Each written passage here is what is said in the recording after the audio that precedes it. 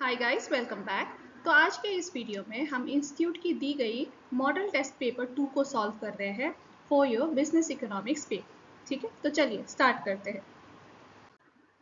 Question number 1, which of the following activities is excluded from GDP causing GDP to understate a nation's wellbeing. तो देखिए, इनमें से कौन सा एक्टिविटी जीडीपी में इंक्लूडेड नहीं है, एक्सक्लूडेड है।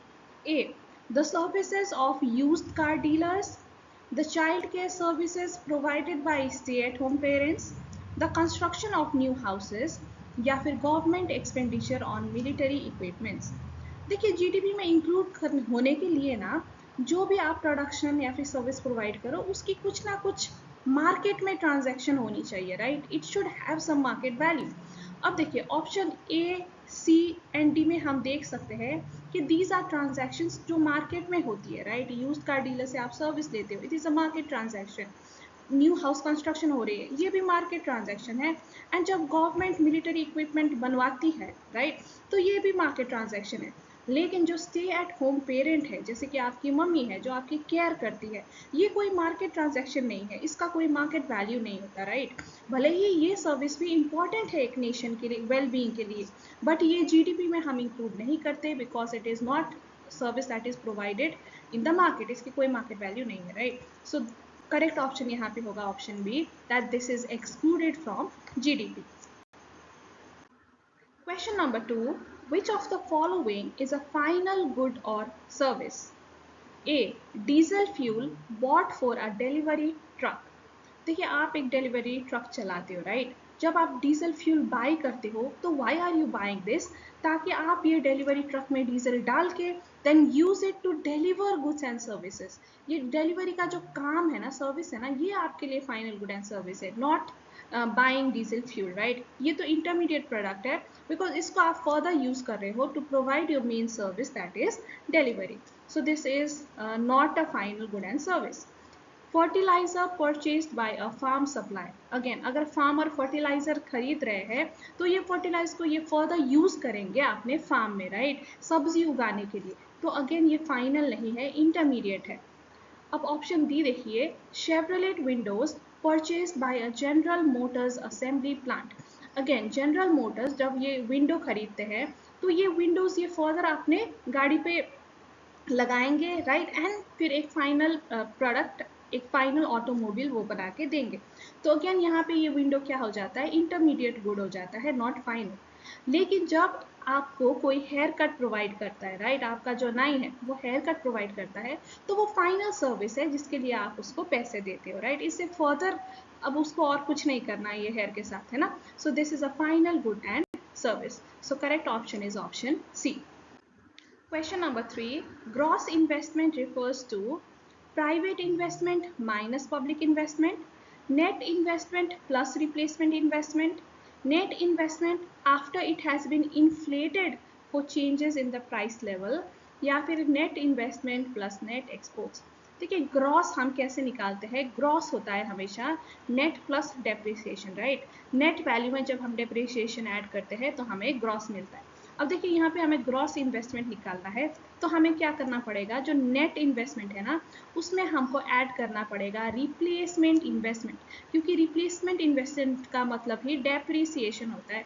जब भी हम किसी चीज़ पे डिप्रिसिएशन लगाते हैं तो क्यों लगाते हैं, ताकि हम एक सर्टेन अमाउंट इकट्ठा कर सके कि बाद में जब हमें वो एसेट या इन्वेस्टमेंट रिप्लेस करना हो हमारे पास इनफ फंड हो, इसी के लिए तो हम डेप्रिसिएशन काटते रहते हैं, राइट। सो डेप्रिसिएशन का ही दूसरा नाम है रिप्लेसमेंट इन्वेस्टमेंट। तो देखिए, नेट इन्वेस्टमेंट प्लस डेप्रिसिएशन या replacement investment will give us the gross investment, ठीक है। So correct option is option B. Question number 4, which of the economists below most likely advocated activist government policies? देखिए, कौन सा ऐसा economist था जो कहता था कि गवर्नमेंट को एक्टिवली इकोनॉमी में इन्वॉल्व होनी चाहिए, Milton Friedman, John Maynard Keynes, Robert Lucas या फिर थॉमस सार्जेंट। देखिए, आंसर है जॉन मेनार्ड कीन्स, क्योंकि कीन्स का यही फिलॉसफी है कि गवर्नमेंट को एक्टिवली इन्वॉल्व होना चाहिए इकोनॉमी में जब इकोनॉमी खराब जा रहा है, राइट। गवर्नमेंट को फिजिकल एंड मॉनेटरी पॉलिसीज के थ्रू इंटरवीन करनी चाहिए। So correct answer is B. Question number 5, increase in unwanted business inventories are counted as a decrease in capital stock, an increase in consumption, an increase in investment या फिर an increase in depreciation. देखिए unwanted business inventories का क्या मतलब है कि आपके business में कुछ सामान है जो अभी सेल नहीं हुआ है, वो स्टॉक में पड़ा हुआ है, उसको आप बाद में सेल करेंगे क्योंकि अभी ये सेल नहीं हुआ है, राइट? तो इसको हम कहते हैं अनवांटेड बिजनेस इन्वेंट्रीज. अब क्या ये unwanted business inventories do they decrease capital stock? आपके कैपिटल स्टॉक प्लांट एंड या मशीनरी क्या डिक्रीज हो रहा है because of your unwanted inventories? No, right? So this is incorrect. And increase in consumption, क्या इसकी वजह से कंजम्पशन इंक्रीज हुई है? नहीं, ये तो सेल्स ही नहीं हुई है, तो कैसे कंजम्पशन इंक्रीज होगी, right? Incorrect. And increase in depreciation, अब क्या ये इन्वेंट्रीज का अनवांटेड इन्वेंट्रीज का रहना, सोल्ड ना होना का मतलब डेप्रिसिएशन में इंक्रीज होना है? नहीं. एंड इंक्रीज इन इन्वेस्टमेंट, हाँ सबसे सही आंसर यहाँ पे यही लग रहा है क्योंकि देखिए ये स्टॉक बनाने के लिए, ये गुड्स बनाने के लिए भी आपने इन्वेस्ट किया है, अपना रॉ मटेरियल, प्लांट लगाया है, सब कुछ लगाया है, and then you have prepared these items, right? और अभी ये आपके assets है, stocks are a part of your assets, right? तो अभी ये आपके assets है जिसको फ्यूचर पे आप सेल करके इनसे पैसा कमा सकते हो, right? So they represent an increase in your investment, ठीक है? So correct answer would be option C. Question number 6. If the inflation rate starts to increase, a central bank most likely will, देखिए inflation rate start to increase हुआ है, बढ़ रहा है inflation rate. अब inflation rate कब बढ़ता है? जब इकोनॉमी में मनी सप्लाई बहुत ज़्यादा हो ना, मनी की क्वांटिटी बहुत ज़्यादा हो, तो इन्फ्लेशन बढ़ती है, महंगाई आती है, राइट? मनी की वैल्यू लूज होती है. तो इस सिचुएशन में अब सेंट्रल बैंक को क्या करनी चाहिए? मनी को डिक्रीज करनी चाहिए. It should decrease the money supply in the economy, ठीक है? अब डिक्रीज करने के लिए सेंट्रल बैंक क्या कर सकता है? What option can he choose? देखिए, ए, try to stimulate aggregate supply through open market purchases. देखिए ये ऑप्शन तो कह रहा है कि मनी की सप्लाई और बढ़ाओ, स्टिम्युलेट करो बाय ओपन मार्केट परचेजेस. तो यहाँ पे तो हमें मनी सप्लाई कम करना है, बढ़ाना थोड़ी ना है. गवर्नमेंट अगर परचेज करेगा, ठीक है, ओपन मार्केट में सिक्योरिटीज परचेज करेगा तो मार्केट को पैसा देगा, राइट? मनी सप्लाई और बढ़ेगी, तो ये तो हमें नहीं चाहिए. Change short term interest rate through open market sales. हाँ, अभी सेल्स करना सही होगा क्योंकि गवर्नमेंट अगर सिक्योरिटी सेल्स करेगा यानी कि सिक्योरिटी मार्केट को देगा एंड मार्केट से पैसा लेगा, राइट? सो इससे मनी सप्लाई डिक्रीज होगी. So this can be our correct option. लेकिन बाकी भी देखते हैं. देखिए, increase short term interest rate by buying government bonds. देखिए अगेन, अगर गवर्नमेंट बॉन्ड्स खरीदेगा तो इकोनॉमी को पैसा देगा, राइट? तो अगेन हमें मनी सप्लाई इंक्रीज नहीं करनी. Send signals to the financial markets about upcoming open market purchases. अगर हमें परचेज करनी ही नहीं है तो मार्केट को सिग्नल देने का कोई मतलब नहीं है परचेज करने का, राइट? सो ये भी इनकरेक्ट ऑप्शन हो जाता है. तो करेक्ट ऑप्शन हमारे लिए है option B, to change short term interest rate through open market sales, ठीक है? Question number 7. What is the similarity between subprime crisis and Greece crisis? देखिए ये दो क्राइसिस है जो अलग अलग टाइम पे आए थे, लेकिन इनमें सिमिलैरिटी क्या है? ए, हाई फाइनेंशियल लेवरेज, यानी कि दोनों ही टाइम पे ना जो मार्केट्स है, बैंक्स वगैरह एंड फाइनेंशियल इंस्टीट्यूशंस है, वो ज़्यादा ही लोन दे रहे थे लोगों को, ठीक है? ज़्यादा ही पैसा लोन पे लुटा रहे थे. सो दैट इज कॉल्ड लेवरेज. तो दोनों ही टाइम पे हाई फाइनेंशियल लेवरेज. 3, लो इंटरेस्ट रेट. अगर आपको लोन ज़्यादा देना है तो ऑब्वियसली इंटरेस्ट रेट लो रखना पड़ेगा, तभी तो लोग आपसे लोन लेंगे, है ना? तो दोनों ही टाइम पे इंटरेस्ट रेट बहुत कम करा था ताकि लोग ज़्यादा से ज़्यादा लोन ले. सो this is also true. And credit expansion, हाँ बैंक एंड फाइनेंशियल इंस्टीट्यूशन चाहती थी कि बहुत सारे लोग उनसे लोन लेने आए, ठीक है? So this is also true. तो ये तीनों ही कंडीशन थी एंड दैट्स वाई हमारा आंसर होगा ऑल ऑफ द अबव. अब क्राइसिस क्यों आया था? बिकॉज वो ना बिल्कुल ही बिना चेक करे कि कोलैटरल है कि नहीं, इंसान कमा रहा है कि नहीं, ठीक, किसी को भी लोन दे रहे थे, जिसकी वजह से एंड में banking and financial institutions crash हो जाती है और जिसकी वजह से ये दोनों ही क्राइसिस आई थी, ठीक है? So correct answer is D, all the above. Question number 8. In the simple Keynesian model, investment is A, fixed, B, a function of the level of income, C, either fixed or a function of the level of income, या फिर none of the above. देखिए simple Keynesian model यानी कि जो हमारी to sector वाली model है ना, इसमें आपकी इन्वेस्टमेंट कांस्टेंट होती है, it is autonomous and constant, right. मतलब ये इनकम लेवल पे डिपेंड नहीं करती, तो ये फिक्स्ड रहती है। तो करेक्ट आंसर होगा ए, फिक्स। अब यहाँ पे इंस्टीट्यूट ने आंसर दिया हुआ है सी, ईदर फिक्स्ड और a function of level of income. ये इनकरेक्ट है। सिंपल केनेशियन मॉडल में it is investment is not a function of the level of income, it is autonomous, ये इनकम में डिपेंड नहीं करता, ठीक है।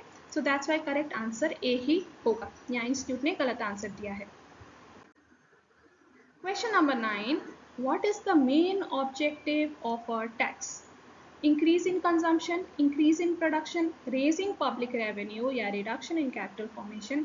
देखिए गवर्नमेंट टैक्स क्यों लगाती है? क्योंकि टैक्स गवर्नमेंट के लिए एक रेवेन्यू सोर्स है जिससे कि गवर्नमेंट पैसे कमा सके, right. So main purpose is to raise public revenue, option सी।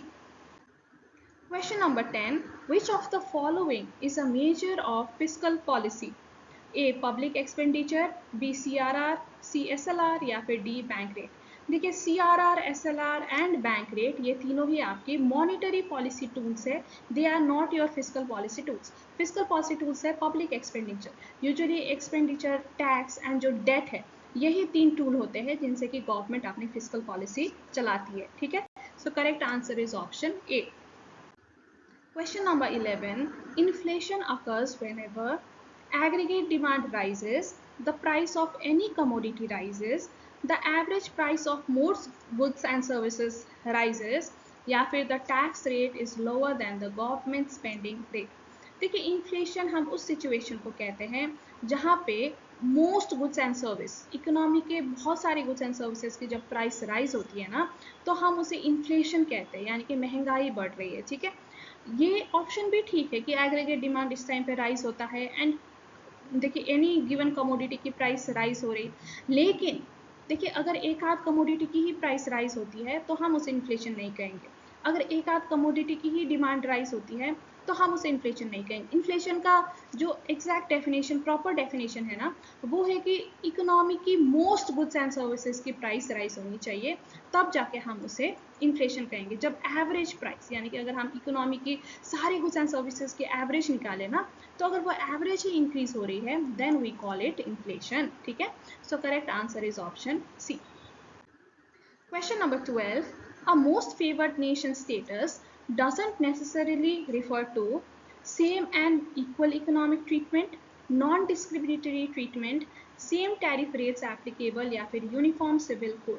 ठीक है, मोस्ट फेवर्ड नेशन, WTO का मोस्ट फेवर्ड नेशन क्या कहता है कि सारे जो मेंबर कंट्रीज है उनको सेम एंड इक्वल ट्रीट करो, किसी को भी डिस्क्रिमिनेट ना करो, सबको सेम टैरिफ लगाओ, राइट। तो ये तीन तो करेक्ट है, लेकिन जो यूनिफॉर्म सिविल कोड है ये इंटरनेशनल ट्रेड से रिलेटेड नहीं है, ये तो कंट्री के जो सोशल एंड जो लीगल इश्यूज है उसको डिस्कस करने का कोड है, right. So this is not a part of the most favoured nation status. So correct answer यहाँ पे होगा option D. Question number 13.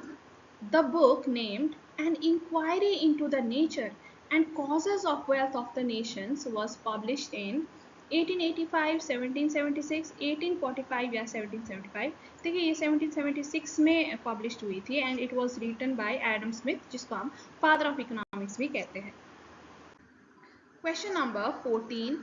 Normative economics involves value judgment, cause and effect relationship, determining the fair price या फिर none of these? देखिए value judgement देना ये नॉर्मेटिव्स में आता है, राइट, क्योंकि वहाँ पे हम जजमेंट ओपिनियन देते हैं। लेकिन जो कॉज एंड इफेक्ट रिलेशनशिप है ना, ये आपकी पॉजिटिव इकोनॉमिक्स में आती है, क्योंकि यहाँ पे हम चीज़ों की कॉज देखते हैं क्या कारण से हुआ है एंड उसका इफेक्ट क्या है, तो इनके बीच की रिलेशनशिप स्टडी करते हैं विदाउट एनी ओपिनियन या जजमेंट, राइट। अब देखिए डिटरमाइनिंग द फेयर प्राइस, ये भी ना, ये भी नॉर्मेटिव है, क्योंकि चीज़ों की प्राइस फेयर है कि नहीं ये भी आपका ओपिनियन है, right, it differs from people to people. तो देखिए value judgement and option C दोनों ही नॉर्मेटिव है। अब इंस्टीट्यूट ने यहाँ पे आंसर ऑप्शन ए कहा है कि सिर्फ वैल्यू जजमेंट ही नॉर्मेटिव इकोनॉमिक्स है, but C option is also equally valid, तो यहाँ पे आंसर होना चाहिए both A and C above. तो ये इंस्टीट्यूट की ही तरफ से मिस्टेक क्वेश्चन है, ठीक है। Answer would be both A and C. Question number 15. The characteristics of socialist economy are collective ownership, economic planning, absence of consumer choice. हाँ, ये तीनों ही socialist economic characteristics है, so answer is D, all the above. Question number 16, demonstration effect a term coined by, ये demonstration effect करके ये effect का नाम किसने रखा है? जेम्स ड्यूशनबेरी, मार्शल, कीन्स या फिर नन ऑफ दीस? देखिए ये नाम रखा है जेम्स ड्यूशनबेरी ने, लेकिन शायद ये आपके बुक में नहीं दिया गया, इसको आप आउट क्वेश्चन मान सकते हैं कि डेमोन्स्ट्रेशन इफेक्ट जेम्स ड्यूशनबेरी ने कॉइन किया था। Question number 17, exception to the law of demand, तो इनमें से कौन सा एक्सेप्शन है वो हमें पता लगाना है। कॉन्स्पिक्यूअस गुड्स, हाँ ये एक्सेप्शन है। गिवन गुड्स भी एक्सेप्शन है। And future expectations about prices, ये भी एक्सेप्शन है, तीनों ही एक्सेप्शन में आते हैं। So answer is D, all the above. Question number 18. In the simple Keynesian model, consumption is a function of rate of interest, level of income, price level या फिर none of the above. देखिए consumption होता है the function of the level of income, है ना, y पे depend करता है, that is your level of income. So that's why answer is option B. Question number 19. Lower interest rates are likely to decrease consumption, नहीं, जब interest rate कम होते हैं तो लोग लोन ज्यादा लेते हैं, लोग लोन ले लेके कंज्यूम करते हैं, राइट? सो डिक्रीज तो नहीं होता, इंक्रीज होता है। It increases the cost of borrowing, नहीं, लोअर इंटरेस्ट रेट मतलब तो लोअर कॉस्ट ऑफ बोरोइंग, बोरो करने के लिए आपको कम पैसा लग रहा है, कम इंटरेस्ट लग रहा है, right? So this is also incorrect. Lower interest rate क्या इंकरेज सेविंग को इंकरेज करते हैं? नहीं। देखिए हायर इंटरेस्ट रेट जब होता है ना तब लोग सेव करते हैं कि हायर इंटरेस्ट मिले, लेकिन लोअर इंटरेस्ट में सेविंग इंकरेज नहीं होती। And increase borrowing and spending, हाँ ये करेक्ट है। जब इंटरेस्ट रेट कम है तो आप बोरो ज्यादा करोगे, लोन ज्यादा लोगे एंड लोन लेके खर्चा ज्यादा करोगे, ठीक है? So correct option is option D. Question number 20, education is an example of public good, merit good, social good या फिर club good? The answer is merit good, क्योंकि एजुकेशन से सिर्फ जो इंसान शिक्षा ले रहा है सिर्फ उसी को फायदा नहीं होता, उसके परिवार को, उसकी सोसाइटी को, पूरी नेशन को फायदा होता है। So it is a merit good. Question number 21. Specific tariff is imposed on per unit value, specific content या per unit and value. देखिए specific tariff per unit लगता है, यानी कि आप जितने amount of goods and goods लेके आओगे कंट्री के अंदर तो पर गुड में सर्टन स्पेसिफिक अमाउंट लगता है, right? That is specific tariff. Question number 22. Countervailing duties are imposed, देखिए काउंटर व्हीलिंग ड्यूटीज कहाँ लगती है? To offset low export prices. देखिए काउंटर व्हीलिंग ड्यूटी क्या एक्सपोर्ट पे लगता है? नहीं, ये तो इंपोर्ट पे लगता है, right?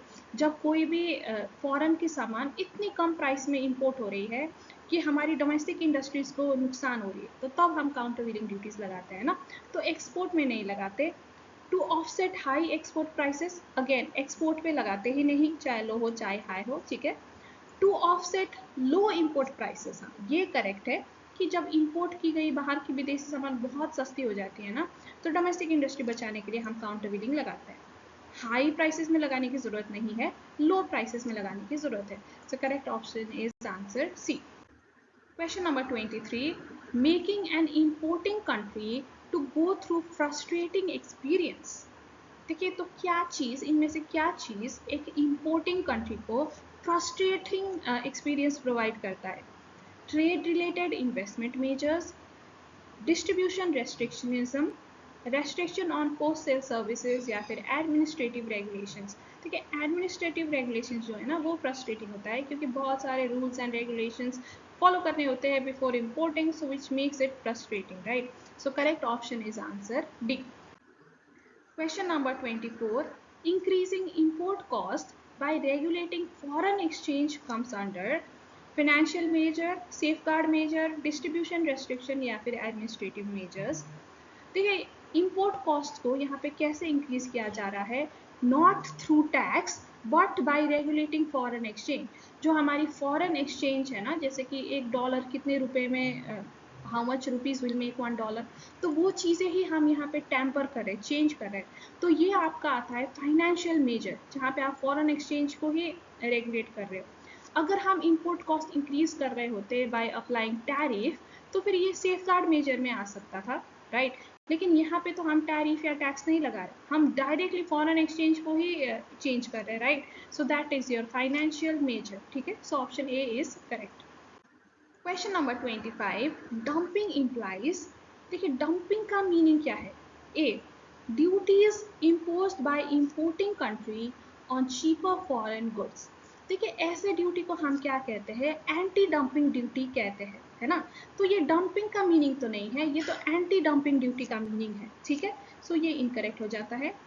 Selling much lower than the sale price in domestic market, domestic market से कम प्राइस में बाहर बेचना, तो क्या उसको हम डंपिंग कहते हैं? हाँ, डंपिंग का यही मतलब होता है, राइट? ऑप्शन सी भी देखते हैं, selling at higher price than domestic market. नहीं, अगर हम बाहर हायर प्राइस में बेच रहे हैं तो वो डंपिंग नहीं है। डंपिंग होता है कि घर के प्राइस से भी आप कम प्राइस में बाहर फॉरेन में गुड बेच रहे हो, डंप कर रहे हो बेसिकली, राइट? सो ये incorrect. Duties imposed by exporting country on cheaper domestic goods, again duties को हम डंपिंग नहीं कहते, ड्यूटीज तो एंटी डंपिंग ड्यूटी हो गया, right? So this is also incorrect. So correct option यहाँ पे हुआ option B. Question number 26. A group of countries that have a free trade agreement between themselves and may apply a common external tariff to other countries. तो ऐसे group को हम क्या कहते हैं? Free trade area, custom union, trade block या फिर regional preferential trade agreements. देखिए फ्री ट्रेड एरिया में क्या होता है कि फ्री ट्रेड तो होता है but there is no common external tariff, no common external tariff, ठीक है? कस्टम यूनियन में क्या होता है? There is free trade and there is common external tariff also, दोनों ही चीज यहाँ पे होती है। तो यस, अब देखिए हमारे क्वेश्चन में पूछा है मे अप्लाई, मे का मतलब क्या होता है कि हो भी सकता है, यस, या फिर ना भी हो सकता है, it can be no also. तो मे वाला सिचुएशन कहाँ पे होता है? ट्रेडिंग ब्लॉक में होता है कि यस एक्सटर्नल टैरिफ हो भी सकता है, ना भी हो सकता है, ठीक है? अगर हो जाता है कॉमन एक्सटर्नल टैरिफ तो उसे हम कस्टम यूनियन कहेंगे, अगर नहीं होता है तो उसे हम फ्री ट्रेड एरिया कहेंगे, ठीक है?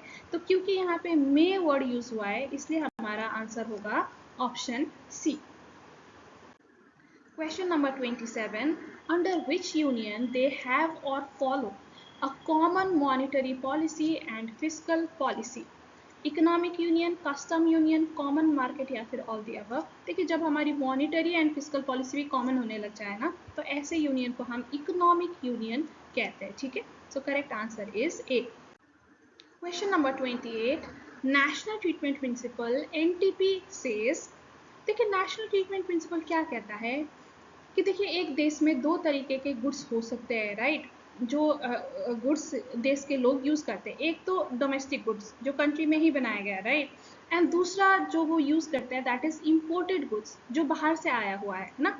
अब नेशनल ट्रीटमेंट प्रिंसिपल क्या कहता है कि जो इम्पोर्टेड गुड्स है जो बाहर से आया है उसको भी अपने डोमेस्टिक गुड्स की तरह ही ट्रीट करो, treat it as your own goods of your own nation only, ठीक है? तो उसी को हम नेशनल ट्रीटमेंट प्रिंसिपल कहते हैं। तो देखिए ऑप्शन देखिए, imported goods and domestic goods should be treated equally. हाँ यही है, बिल्कुल यही एग्जैक्ट चीज है जो नेशनल ट्रीटमेंट प्रिंसिपल बोलती है। So correct answer is option A. Question number 29. Which of the following is not objectives of WTO? तो इनमें से कौन सा WTO का ऑब्जेक्टिव नहीं है? A. Settling balance of payments among member countries.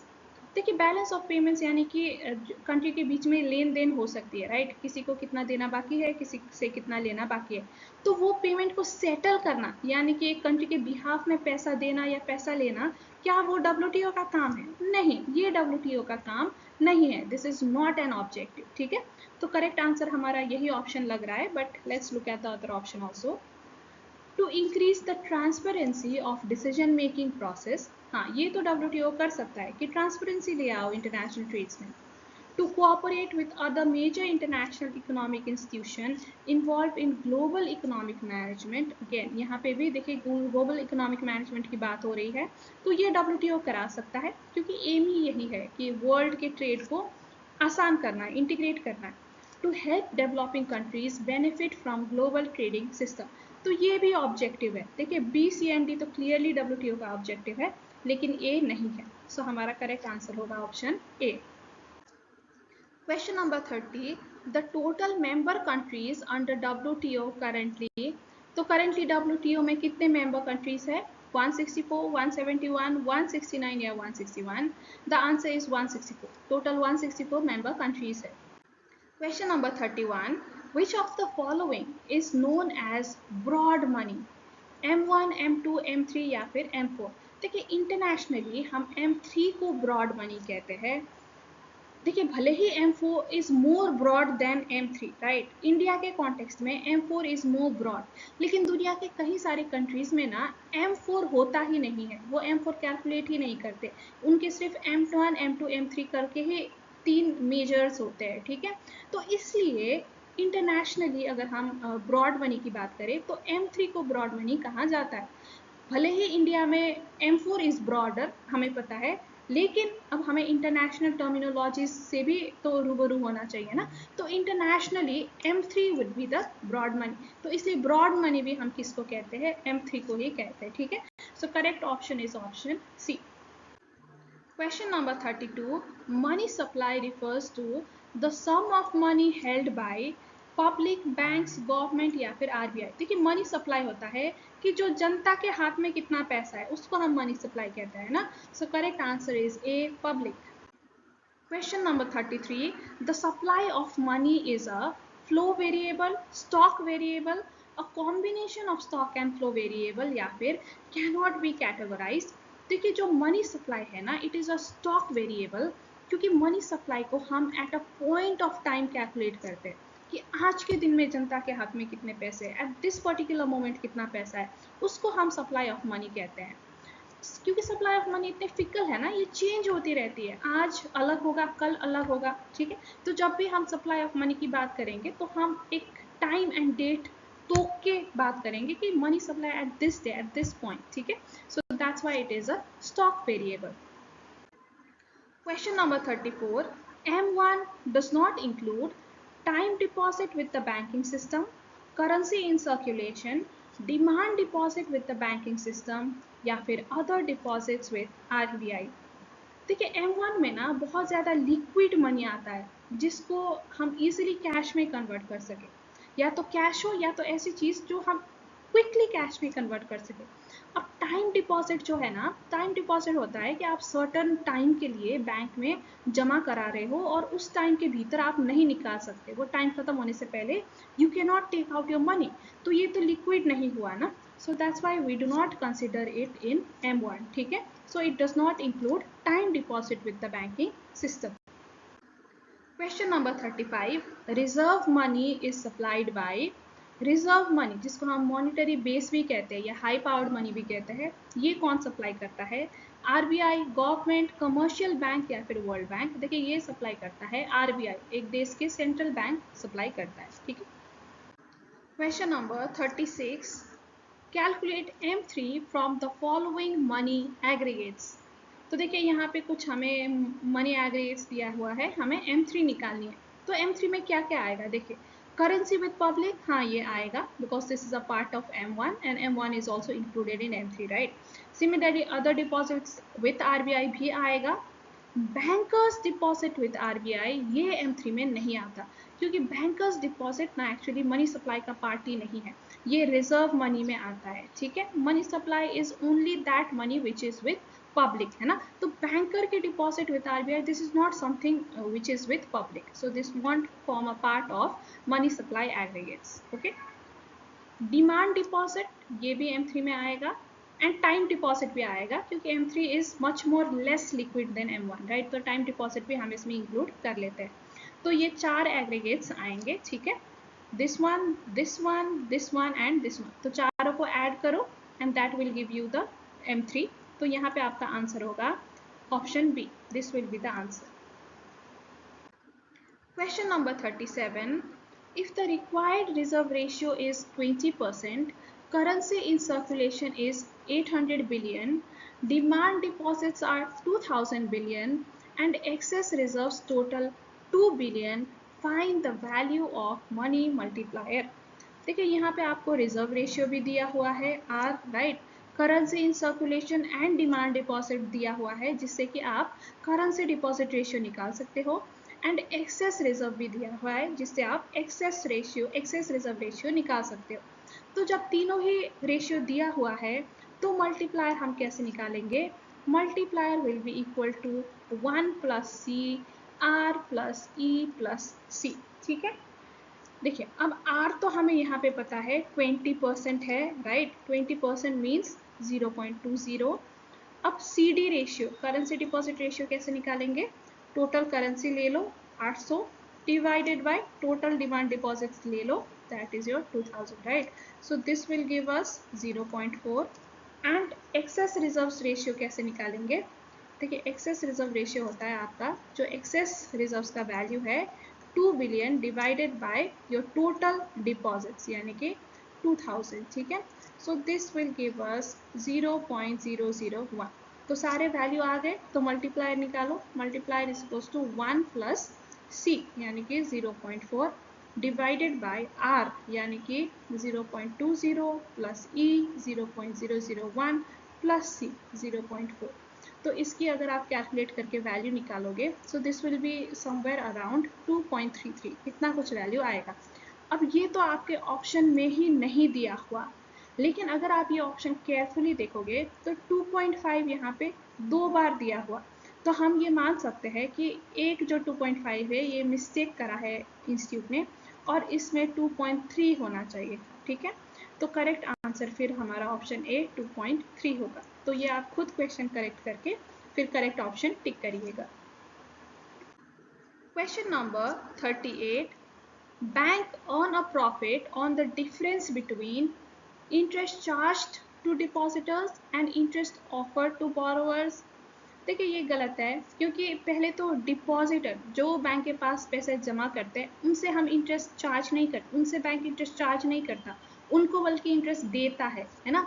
And जो बोरोवर्स है उनको इंटरेस्ट ऑफर नहीं करता, उनसे इंटरेस्ट चार्ज करता है यानी कि लेता है।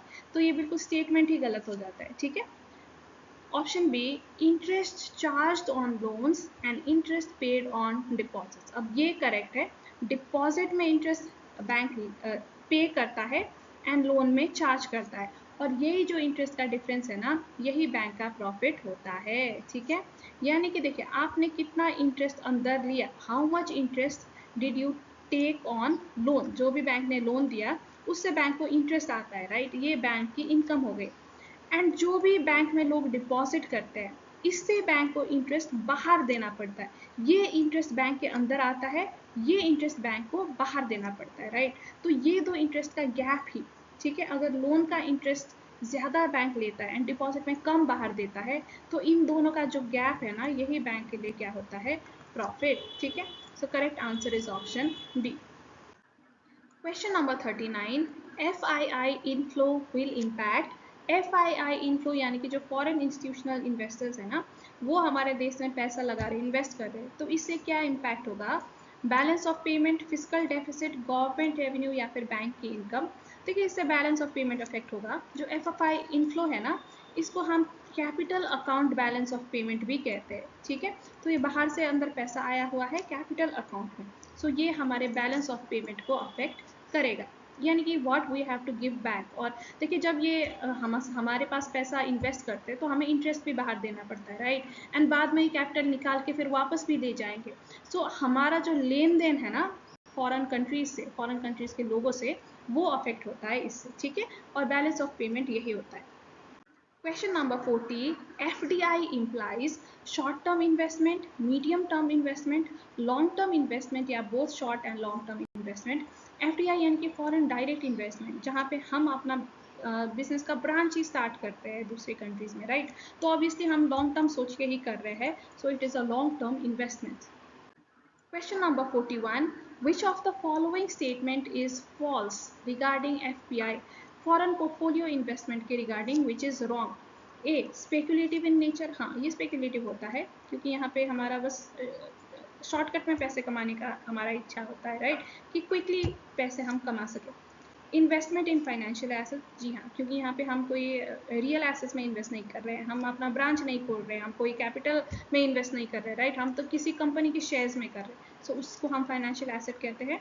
सेटिंग ऑफ फैक्ट्री, नहीं, ये तो FDI में होता है। ठीक है, FDI में होता है, not in FPI, so this is incorrect. Short term investment, हाँ, FPI शॉर्ट टर्म इन्वेस्टमेंट है, FDI इज लॉन्ग टर्म, है ना। तो देखिए which is false, setting up factory is false for FPI, FDI में होता है setting up factory. Question number 42. A firm makes an investment in unrelated business, then it is called horizontal investment, vertical investment, conglomerate या फिर FDI। देखिए अगर हम बिल्कुल अपने से सिमिलर उसे इंडस्ट्री में या अपने से सिमिलर बिजनेस में करें तो उसे हम हॉराइजेंटल इन्वेस्टमेंट कहते हैं। अगर सिमिलर तो नहीं बट समहाउ रिलेटेड में करें तो वर्टिकल होता है, बिल्कुल ही अनरिलेटेड करें तो वो कॉन्ग्लोमेरेट होता है, ठीक है। तो यहाँ पे हमारा आंसर है conglomerate. Question number 43. Both foreign direct investment FDI and foreign institutional investment FII are related to investment in a country. Which of the following is incorrect regarding FDI and FII? Foreign institutional investment basically ये foreign portfolio investment FPI की तरह ही है, लेकिन institutional investment में क्या होता है कि जो वेल्दी इंडिविजुअल्स होता है ना वो लगाते हैं एक ही साथ बहुत बड़ा रकम, जब कोई बिजनेस के शेयर्स में लगाते हैं तो हम उसे इंस्टीट्यूशनल इन्वेस्टमेंट कहते हैं। बेसिकली इसके सारे फीचर्स FPI जैसा ही है, पोर्टफोलियो इन्वेस्टमेंट जैसा ही है, ठीक है। अब कौन सा स्टेटमेंट यहाँ पे इनकरेक्ट है हमें वो ढूंढना है, right. Both FII and FDI bring capital in the economy. True. FII invests in technology-oriented enterprises, whereas FDI investment in traditional business setup. देखिए ये करेक्ट नहीं है। जो FII है ये ज़्यादातर फाइनेंशियल एसेट्स में इन्वेस्ट करता है, यानी कि किसी भी बिजनेस के शेयर्स, डिवेंचर्स, ऐसे चीज़ों में। जबकि FDI होता है कि खुद का ब्रांच स्टार्ट करना, खुद का फैक्ट्री स्टार्ट करना। तो वो टेक्नोलॉजी ओरिएंटेड इंटरप्राइज भी हो सकता है या ट्रेडिशनल बिजनेस सेटअप, किसी में भी FDI हो सकता है, ठीक है। तो ये कहना गलत है, ऑप्शन भी गलत है। The restriction on entry of FDI are lower than on FII. FII में काफ़ी restrictions होती है कि किस टाइप के बिजनेस के शेयर्स में हम फॉरेनर्स को इन्वेस्ट करने दे ना दे, ये दिक्कत होती है। लेकिन FDI को ज़्यादातर कंट्रीज़ वेलकम करती है, स्पेशली डेवलपिंग कंट्रीज़, कि आओ हमारे देश में बनाओ, मेक इन इंडिया करो, हमारे में ब्रांच खोलो, है ना। So this is also correct. And FDI is considered to be more stable than FII. FII can be withdrawn even at short notice, ये भी करेक्ट है, क्योंकि FDI में हम लॉन्ग टर्म इन्वेस्ट कर रहे हैं, जबकि FII या फिर FPI में इट इज शॉर्ट टर्म, कभी भी विदड्रॉ किया जा सकता है। So which is incorrect is option B. Question number 44. A surge in the foreign capital inflow in India would lead to, देखिए यहाँ पे क्या हुआ है, जो फॉरेन कैपिटल है, फॉरेन का पैसा है, लेट्स से USD, ठीक है। तो ये क्या हुआ है, ये बहुत ज़्यादा देश के भीतर आया है, it is inflow, there is a surge in USD inflow, ठीक है। तो अब इससे क्या होगा, A sell off foreign exchange by the central bank in order to prevent depreciation of rupee. देखिए क्या होता है ना, एक बार समझ लेते हैं। देखिए USD बहुत ज़्यादा इंडिया में आया, ठीक है, डॉलर्स बहुत ज़्यादा इंडिया में आ रहा है। अब इंडिया में तो हम डॉलर यूज़ नहीं करते, इंडिया में तो हम रुपी यूज़ करते हैं ना। तो जो भी ये डॉलर लेके आ रहा है वो क्या करेगा, वो ये डॉलर के बदले रूपी लेने की कोशिश करेगा। It will exchange dollar for रूपी, राइट। तो रूपी की यहाँ पे ज़रूरत है ये डॉलर को एक्सचेंज करने के लिए। तो रूपी की यहाँ पे डिमांड क्या होगी, इंक्रीज होगी, और रूपी की डिमांड इंक्रीज होगी तो रूपी की वैल्यू अप्रिशिएट होगी। सो फॉरेन करेंसी में अगर सर्ज आता है ना तो रूपी की वैल्यू विल इंक्रीज। अब गवर्नमेंट क्या चाहेगी कि रूपी की वैल्यू बहुत ज़्यादा इंक्रीज ना हो, स्टेबल ही रहे, क्योंकि रूपी की वैल्यू अगर इंक्रीज होगी तो एक्सपोर्ट करना मुश्किल हो जाएगा, एक्सपोर्ट महंगा हो जाएगा। तो रूपी को स्टेबल रखने के लिए it will try to control the appreciation of rupee. तो इसके लिए क्या करना होगा, जो ये सर्च है इसको कम करना होगा। जो ये ज़्यादा USD आया है देश के भीतर, तो USD को ना जो मार्केट है उससे RBI को लेना पड़ेगा। It has to soak in dollar from the market. अब ये करने का तरीका क्या है, ये करने का तरीका है कि जो फॉरेन एक्सचेंज है, डॉलर है, वो RBI परचेज करे, यानी कि मार्केट से भीतर ले ले, ठीक है, एंड अपने पास रख ले। अब परचेज करने के लिए, डॉलर परचेज करने के लिए क्या करना पड़ेगा, मार्केट में रूपी देना पड़ेगा। क्योंकि देखिए रूपी सेंट्रल बैंक देगा, central bank will give out rupee and take in dollar. अब इससे क्या होगा कि डॉलर भी सेंट्रल बैंक के पास चला गया, सो मार्केट जो है ना, मार्केट से डॉलर विल गो अवे, ठीक है। तो सर्च क्या होगा, थोड़ा सा कम हो गया, एंड मार्केट में रूपी आ गई because central bank is giving rupee to the market by buying dollars, है ना।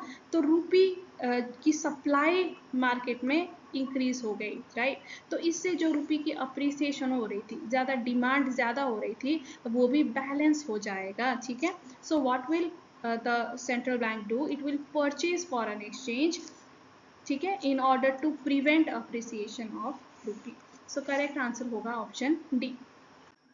Question number 45. Real exchange rate considers relative prices of domestic goods, relative prices of foreign goods, relative prices of essential goods या फिर relative prices of domestic and foreign goods। देखिए real exchange निकालने के लिए हमें relative prices चाहिए of both domestic and foreign goods। So correct answer is option D. Question number 46. If real exchange rate is high, foreign goods will be cheaper and imports will raise. Domestic goods are cheaper, export will raise या import will fall।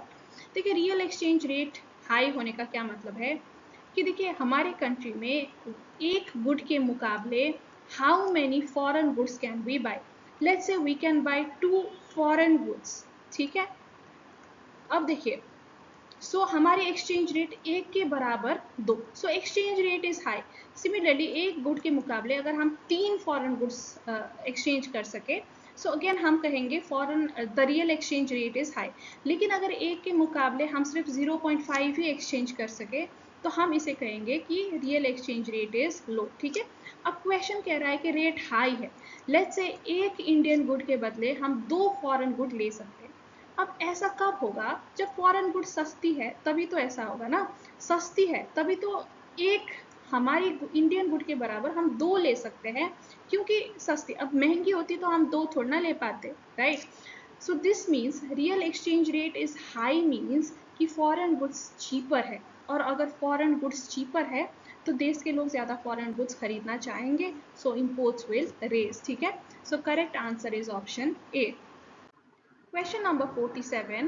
Under floating exchange rate is determined by, देखिए under floating system exchange rate is determined by, floating system में exchange rate कैसे determine होता है, the value of a country is pegged, value of currency of a country is pegged मतलब fixed है।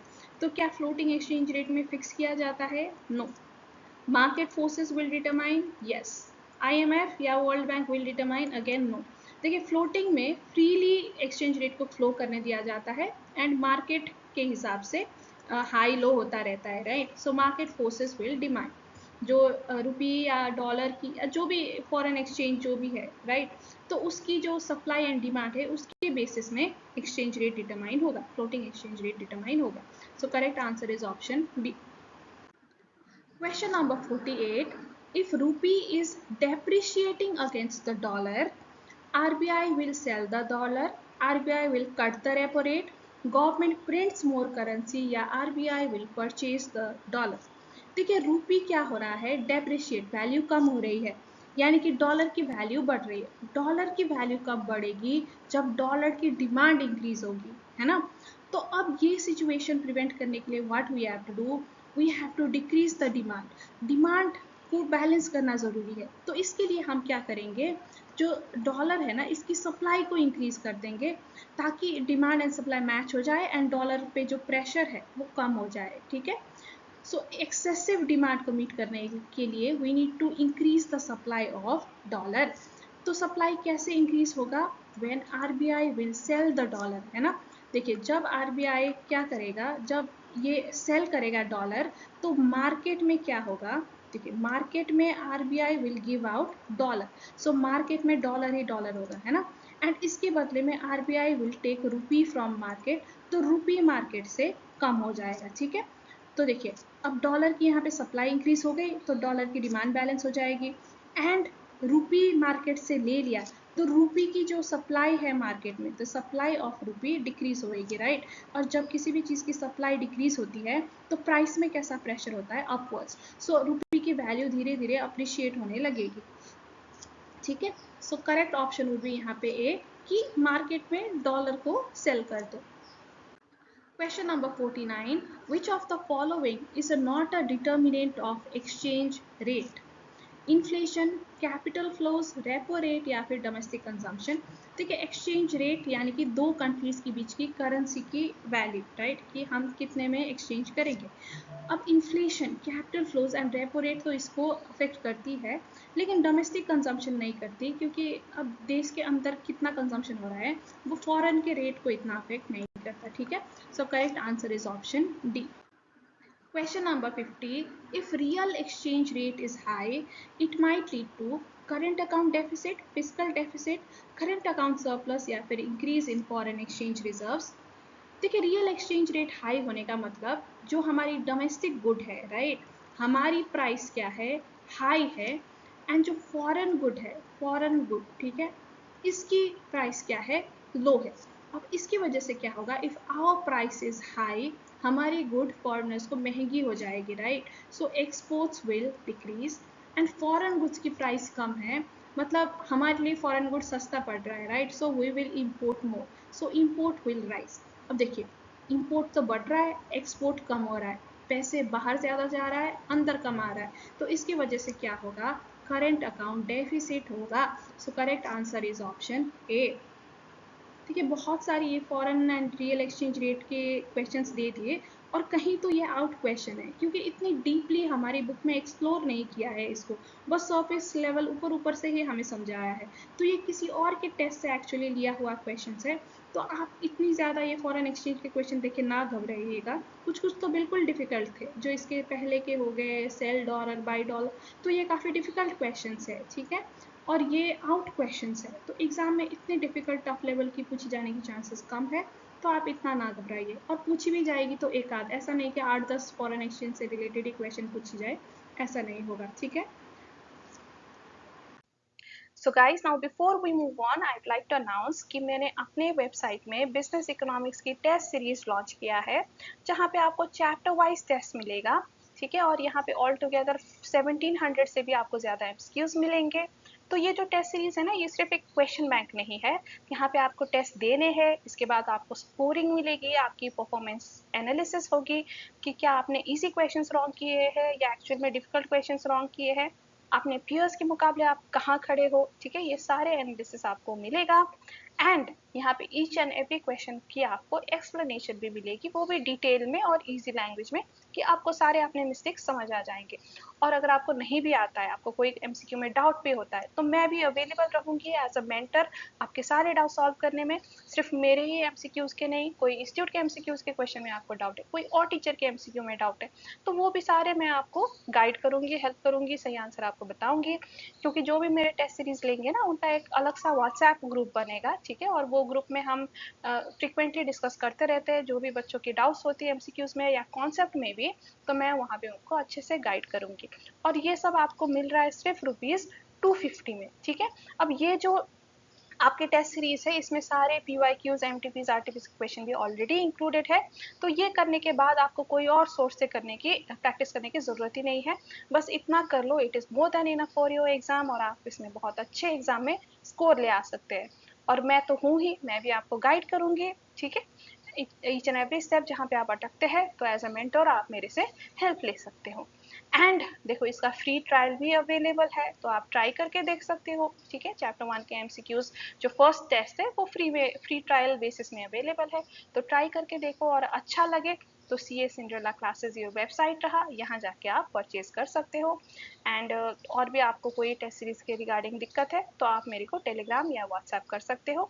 मैं description में अपना व्हाट्सएप एंड टेलीग्राम आईडी दे दूंगी, तो वहाँ पे आप मुझसे कॉन्टैक्ट कर सकते हो। ठीक है, तो मैं इकोनॉमिक्स के भाषा में हमेशा अपने बच्चों को समझाती हूँ कि जो ये टेस्ट सीरीज का कॉस्ट है ना, इट इज़ वेरी मिनिमल। तो जो आपका कॉस्ट है, या फिर ऐसा हम कह सकते हैं, जो भी आपको बेनिफिट मिलेगा एक टेस्ट सीरीज से, it is way higher than your cost. ठीक है, आपका marginal benefit is more than your cost. तो as a rational consumer, as a rational student, आपको ये टेस्ट सीरीज जरूर लेनी चाहिए एंड इसका फायदा उठाना चाहिए, तो स्कोर हाई इन इकोनॉमिक्स। बहुत सारे बच्चे लेके बहुत अच्छा स्कोर भी लाए हैं, मेरे कई बच्चे 90+ एंड बहुत सारे बच्चे 80+ ले आ चुके हैं। तो फिर आप भी ये टेस्ट सीरीज लेके अपने प्रिपरेशन तेज कर सकते हो, ठीक है। एंड बस इतना ही, तो चलिए आगे बढ़ते हैं अब। Question number 51. If rupee appreciating against the dollar, then RBI. अब देखिए बिल्कुल पहले वाले का ऑपोजिट क्वेश्चन है ये, है ना। यहाँ पे क्या हो रहा है, रूपी इज अप्रिशिएटिंग, राइट। रूपी की डिमांड ज्यादा हो रही है, तो अब हमें क्या करना चाहिए, रूपी की डिमांड कम करनी चाहिए, right. At the same time रूपी अप्रिशिएट कर रही है, मतलब डॉलर इज डेप्रिशिएटिंग, राइट। यानी कि डॉलर की जो डिमांड है वो कम हो रही है। तो इसको कैसे काउंटर करें, डॉलर की शॉर्टेज कर दो मार्केट में, तो फिर इसकी डिमांड इंक्रीज होने लग जाएगी, ठीक है। अब ये करने का तरीका क्या है, purchase dollar, RBI should purchase dollar. Dollar अपने पास रख लेना चाहिए मार्केट से निकाल के, ताकि मार्केट में थोड़ी सी डॉलर की शॉर्टेज हो जाए, ठीक है। So what will RBI do, देखिए आरबीआई हो गया, ये मार्केट हो गया, ठीक है। सो आरबीआई अब क्या करेगा, it will purchase dollar from the market, dollar अपने पास ले लेगा और इसके बदले मार्केट को क्या दे देगा, रुपीज दे देगा, ठीक है। Rupees it will give to the market. तो मार्केट में देखिए रूपी की डिमांड बढ़ रही थी, राइट, रूपी अप्रिशिएट हो रहा था। अब रूपी की सप्लाई भी बढ़ा दी, तो जो ये एक्सेस डिमांड है, ये एक्सेस सप्लाई इसको अब काउंटर करेगा एंड रूपी will not appreciate so much, ठीक है। तो करेक्ट आंसर होगा यहाँ पे will purchase dollar. Question number 52. Which of the following statement is false with regard to rupee depreciation? कौन सा false है, ठीक है। Option A, it builds pressure on corporate and government debt repayment. देखिए रुपये की वैल्यू कम हो रही है, तो ऑब्वियसली फॉरेन करेंसी में जो लोन है अब हमें ज़्यादा रुपये में चुकाना पड़ेगा, राइट। तो प्रेशर तो बिल्ड करेगा, this is true. Capital flies इन, नहीं ये फॉल्स है, क्योंकि जब रुपी डेप्रिशिएट हो रही, मतलब जो इकोनॉमी कंडीशन है देश की, या देश की जो कॉन्फिडेंस है वो कम हो रही है, इसकी वजह से रुपी डेप्रिशिएट हो रही है ना। तो ऐसे केस में लोग इन्वेस्ट करना चाहेंगे देश में, नहीं वो नहीं करना चाहेंगे। So capital will fly out not in, ठीक है। Option C, pressure on foreign exchange reserves. हाँ प्रेशर तो होता है रुपी डेप्रिशिएट होने से।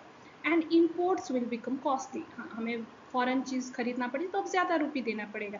सो दिस इज ऑल्सो करेक्ट। तो देखिए ए सी एंड डी तो करेक्ट है, incorrect is option B. So correct हमारे लिए correct answer is option B, ठीक है। डेप्रिशिएशन के regarding incorrect statement is option B. Question number 53. The term revaluation is applied to flexible exchange rate, fixed exchange rate, gold या फिर ECB. Revaluation हम कहते हैं फिक्स्ड एक्सचेंज रेट में, है ना। रिवैल्यूएशन या फिर डिवैल्यूएशन ये होता है फिक्स में। फ्लेक्सिबल में क्या होता है, डेप्रिसिएशन एंड अप्रिसिएशन, ठीक है। Question number 54. Which of the following statement is false? Majority of countries follow flexible exchange rate. देखिए ये तो ट्रू है, ठीक है। The term devaluation applies to fixed exchange rate, ये भी ट्रू है। RBI wants Indian companies to hedge the currency, hedge मतलब सेफ गार्ड करना, कोई रिस्क से बचाना। So this is also true. Dirty float is generally followed by countries with fixed exchange rate, नहीं fixed है फिर तो फिक्स्ड ही है, राइट। आपको एक्सचेंज रेट में गवर्नमेंट को इंटरवीन करने की जरूरत ही नहीं, क्योंकि गवर्नमेंट ने ऑलरेडी फिक्स कर दिया। डर्टी फ्लोट यानी कि गवर्नमेंट इंटरवीन कहाँ करता है, फ्लोटिंग एक्सचेंज रेट में करता है। So this is the false statement. So हमारा correct answer is option D. Question number 55. The targeted inflation rate for RBI 4%, 2%, 6% या फिर 5%। देखिए टारगेट तो हमारा 4% है, ठीक है। लेकिन आरबीआई ने कहा है कि मिनिमम 2 हो सकता है, मैक्सिमम 6 होता है, but target should be 4। So correct answer is option A. Question number 56. The repo rate is an emergency window for banks. Commercial bank lend money to RBI, नहीं ये तो रिवर्स रेपो है, ठीक है।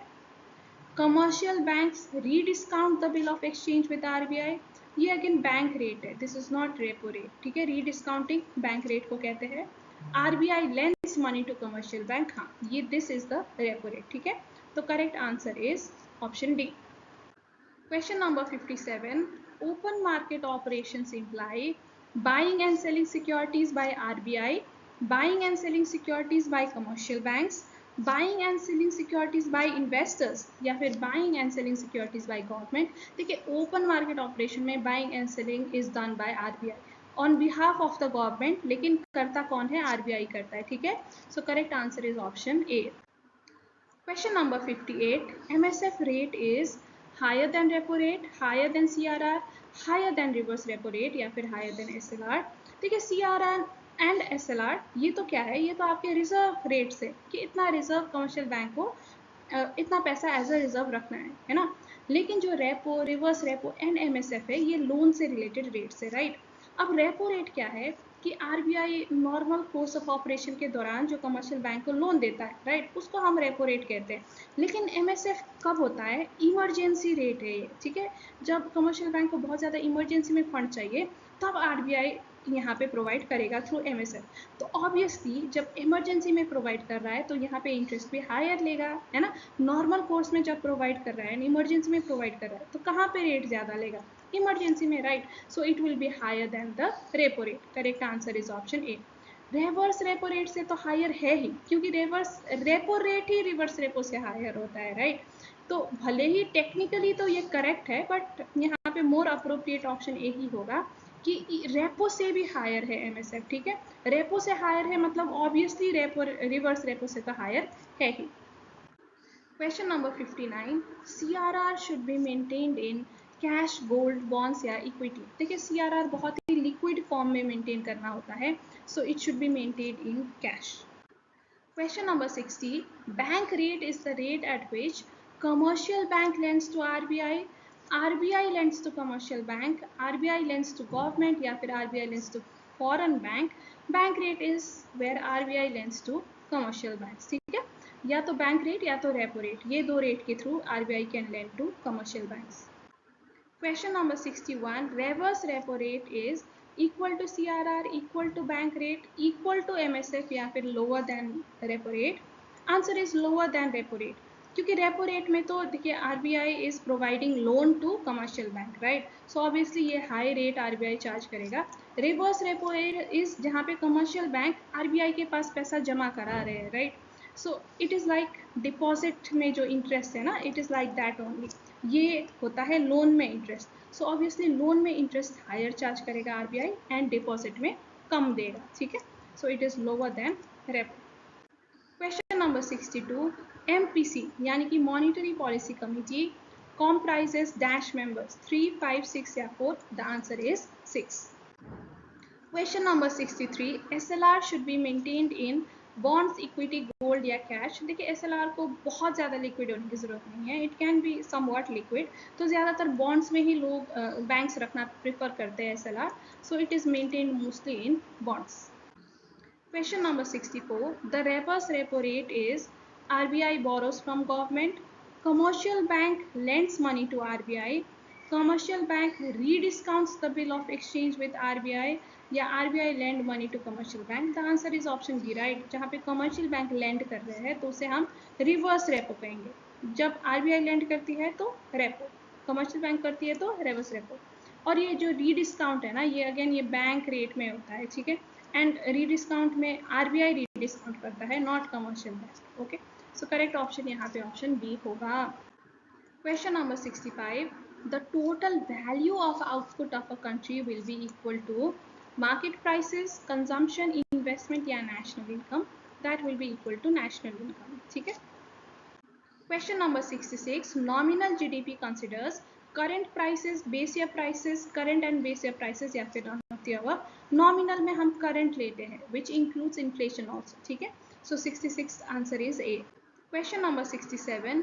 Real GDP is devoid of inflation, greater than nominal GDP, equal to nominal GDP या considers only current prices. देखिए real GDP is devoid of inflation, यानी कि हम यहाँ पे इन्फ्लेशन को हटा देते हैं, राइट. अब ये नॉमिनल से ज़्यादा भी हो सकता है, इक्वल भी हो सकता है, कम भी हो सकता है, ठीक है. ऐसा कोई गारंटी नहीं कि ज़्यादा या कम ही होगा. सो दैट्स वाई करेक्ट आंसर यहाँ पे होगा it is devoid of inflation. और करंट प्राइस ये नहीं लेता, ये बेस ईयर प्राइस लेता है, ठीक है. So correct answer would be option A. Question number 68. The economic well-being of an economy is measured by real GDP, GNP, NNP या फिर nominal GDP. Answer is real GDP, क्योंकि यहाँ पे हम एक्चुअली हमारी परचेजिंग पावर देखते हैं in compare to other countries कि हम कहाँ पे स्टैंड करते हैं, राइट. बाकी सब तो नॉमिनल है, ये तो बस एक्सचेंज रेट देखते हैं, बट एक्चुअली हमारी गुड्स की वर्थ कितनी है कंपेयर टू अदर गुड्स, वो हम रियल जीडीपी में देखते हैं. So it gives us the idea of economic wellbeing. Question number 69. Net national product is equals to gross national product minus depreciation, gross national product minus factor payments, gross national product minus inflation या gross national product plus factor payment. देखिए factor payment हम कहाँ पे use करते हैं, जब आपको domestic से नेशनल में कन्वर्ट करना है, यहाँ पे आप फैक्टर पेमेंट्स को ऐड करते हो, राइट। लेकिन ऑलरेडी ये नेशनल प्रोडक्ट ही है और हमारे ऑप्शन भी सारे ही नेशनल है, तो हमें तो डोमेस्टिक को नेशनल में चेंज करने का कोई ज़रूरत यहाँ करने की ज़रूरत ही नहीं है, राइट। तो फैक्टर पेमेंट वाला ऑप्शन तो कट्टा लगा दो। और इन्फ्लेशन भी हम देखिए जीएनपी एनएनपी के कैलकुलेशन में हमें इन्फ्लेशन भी कहीं भी नहीं कंसिडर होता, तो इसे भी कट्टा लगा दो। तो आंसर हमारा बचा क्या, ऑप्शन ए। देखिए हमें ग्रॉस को अगर हमें नेट में चेंज करना है, so what do we subtract depreciation, ठीक है। तो correct answer is option A. Question number 70, GDP deflator का फॉर्मूला क्या है।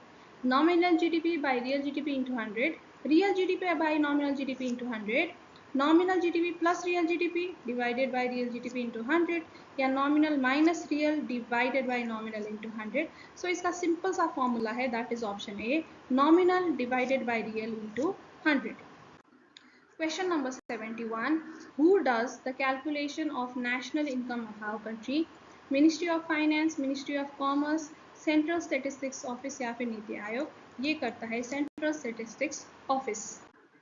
Question number 72. Gross value method is employed in India to avoid double counting, to avoid impact of inflation, to capture the consumption levels या फिर to calculate exports। देखिए answer is to avoid double counting, क्योंकि gross value method में हम सिर्फ value added ही consider करते हैं, right. So it will help avoid double counting. Question number 73. CPI is calculated once in 45 days, once in 3 months, once in a fortnight या once in a month. तो ये CPI Consumer Price Index is calculated once in a month. Question number 74.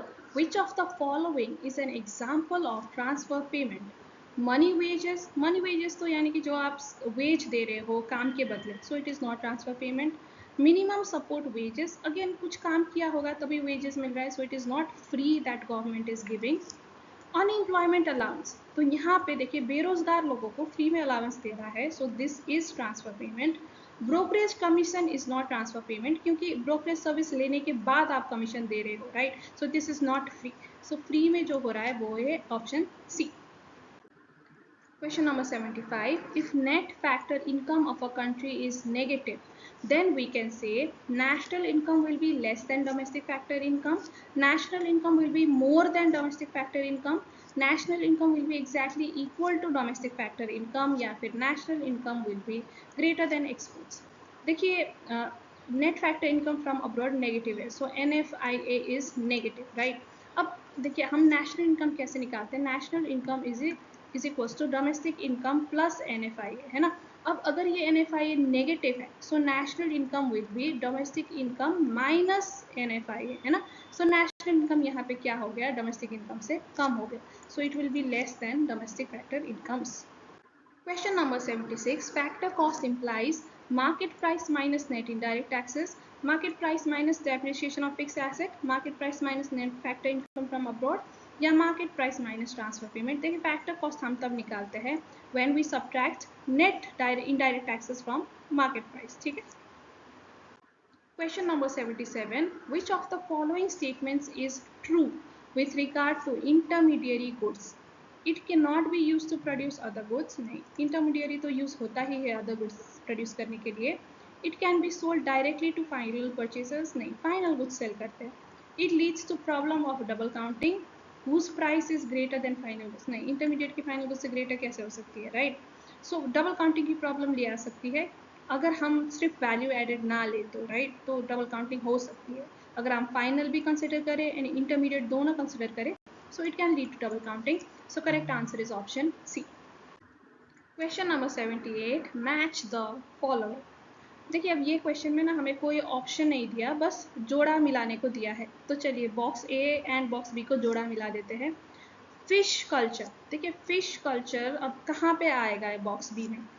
Fix culture आएगा, देखिए it is basically primary sector, right. So 1 का क्या हुआ, E, ठीक है। Highest contribution in national income, देखिए नेशनल इनकम में हाईएस्ट कंट्रीब्यूशन करता है टर्शरी सेक्टर, राइट। तो 2 का जोड़ा हुआ 1, है ना। National income committee was established in, देखिए it was established in the year 1949, so 3 का जोड़ा हुआ D. National income calculation is done by, it is done by mixed methods, so 4 का हुआ C. And establishment of CSO was in year 1952, ठीक है। सो 5 का हुआ बी, ठीक है। 5 को ऐसे बी में खींच देते हैं। सो this is the final answer. Question number 79. It is planned to increase national income by 1000 crore. How much increase in investment is required? Assume MPC is 0.6. देखिए MPC दिया है तो हम मल्टीप्लाई निकाल सकते हैं 1 divided by 1 minus MPC. So this will be 1 divided by 1 minus 0.6. 1 divided by 0.4, so this will give us 2.5. तो multiplier हमने निकाल लिया। अब हमें पता है multiplier is equals to change in income by change in investment, right. और question हमसे पूछ रहा है कि यही चेंज इन इन्वेस्टमेंट निकालो। सो डेल्टा आई कितना होगा, डेल्टा वाई डिवाइडेड बाई के, so that will be 1000 divided by 2.5, so this will give us 400 crores. So हमारा answer is option B. Question number 80. The particular level of AD which is equal to AS is called equilibrium demand, effective demand, derived demand या फिर none of the above। देखिए इसका answer है effective demand. ये level of aggregate demand को जहाँ पे it is equal to aggregate supply, इसको हम इफेक्टिव डिमांड कहते हैं। देखिए AD is equal to AS कहाँ पे होता है, ये होता है इक्विलिब्रियम में। लेकिन ये इक्विलिब्रियम की डिमांड को हम इक्विलिब्रियम डिमांड नहीं कहते हैं, ये टर्म नहीं यूज होता। जो टर्म यूज होता है दैट इज इफेक्टिव डिमांड, ठीक है। Question number 81. What can be the minimum value of investment multiplier, 10, 1, infinity या फिर 0। देखिए इन्वेस्टमेंट मल्टीप्लायर का फॉर्मूला है 1 divided by 1 minus MPC, right. और इन्वेस्टमेंट मल्टीप्लायर मिनिमम होता है if the marginal propensity to consume is lowest, है ना।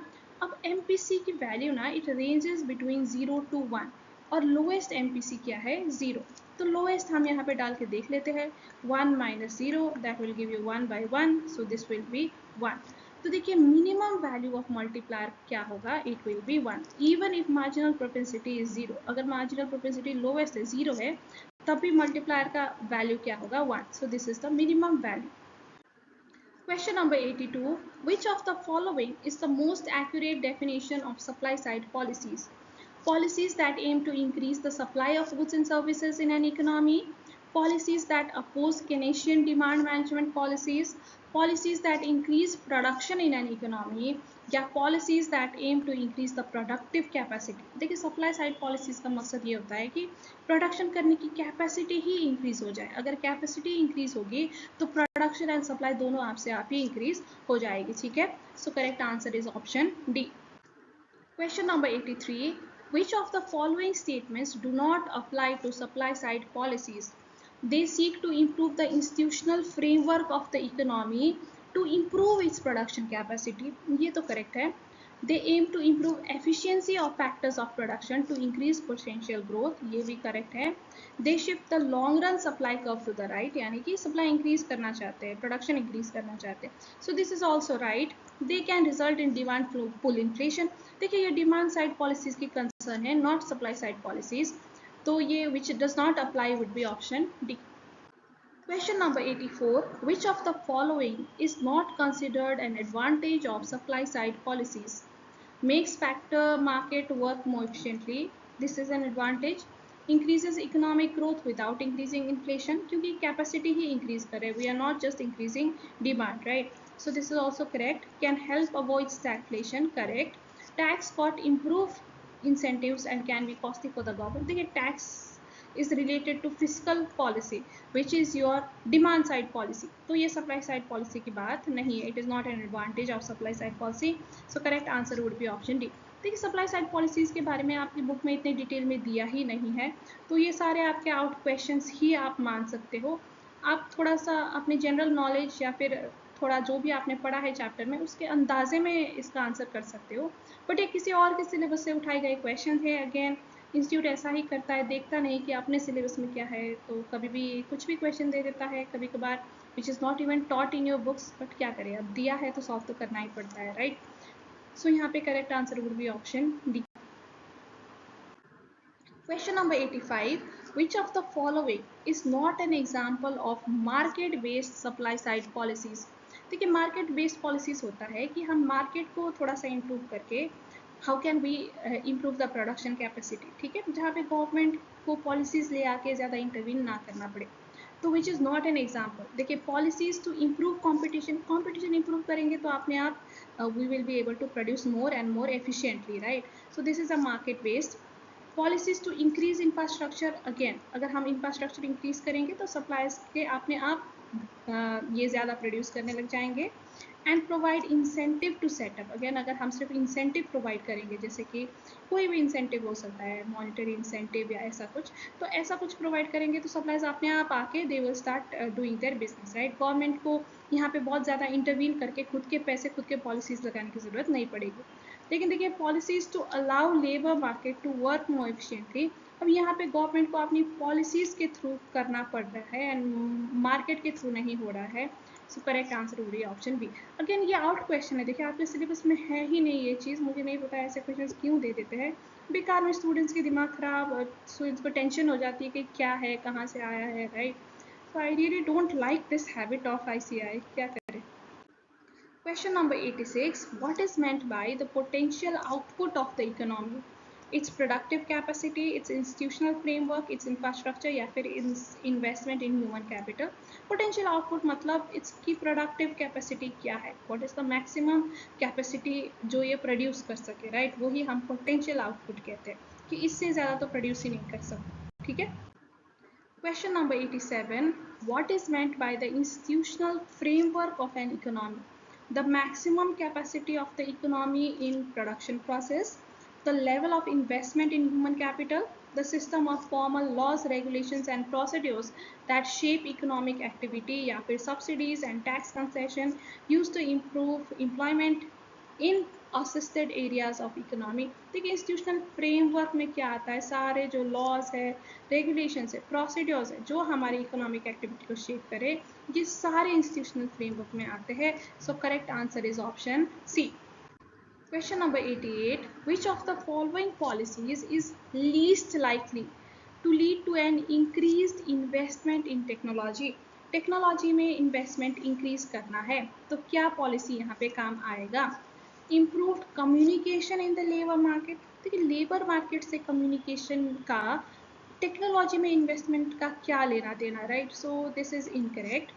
कॉर्पोरेट टैक्स रिबेट, अगर आप टैक्स रिबेट दोगे तो maybe people will be encourage to invest, right. Lower interest rate में भी बोरोइंग इंक्रीज हो जाएगी, सो बोरोइंग इंक्रीज होती है तो इन्वेस्टमेंट भी इंक्रीज हो सकती है, होती है।